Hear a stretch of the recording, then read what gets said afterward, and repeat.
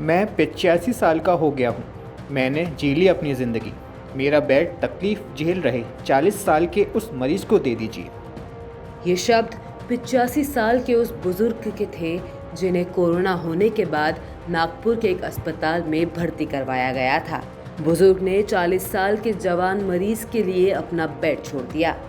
इसके बाद वो अस्पताल से घर लौट गए और फिर 3 दिन जीने के बाद इनकी सांसें थम गई और वो सबको अलविदा कहकर हमेशा के लिए इस दुनिया को छोड़कर चले गए।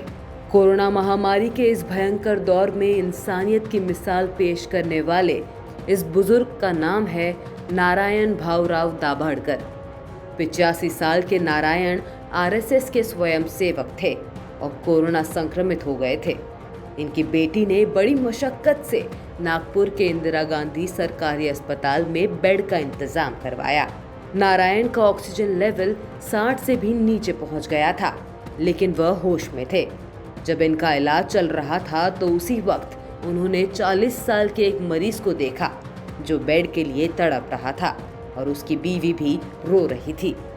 नारायण से ये तकलीफ देखी नहीं गई और अपना बेड उसके लिए छोड़ दिया। नारायण दाभाडकर ने डॉक्टर से कहा, मैं अब 85 का हो गया हूँ। ज़िंदगी जी चुका हूँ। इस जवान का ज़िंदा रहना मेरे से ज़्यादा ज़रूरी है। उसके बच्चे छोटे हैं। मेरा बेड उन्हें दीजिए। मैं बेड नहीं ले सकता। इसके बाद नारायण अपने दामाद के घर वापस चले गए। हालांकि नारायण दाभाडकर जब हॉस्पिटल से निकल रहे थे तब डॉक्टरों ने उन्हें समझाया और बताया कि बेड नहीं मिलेगा, आपका इलाज ज़रूरी है। लेकिन वो नहीं माने और घर वापस लौट गए। इसके बाद 3 दिन में ही नारायण की सांसें थम गई।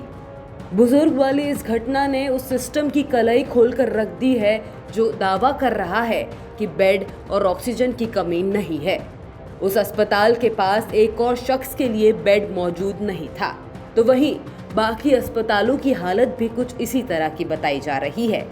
कोरोना काल में बेड और ऑक्सीजन की कमी की वजह से ऐसे ही कई जाने जा रही है। ऐसे में सवाल वही है कि नारायण और उसी की तरह दूसरी मौतों का जिम्मेदार किसे कहा जाए।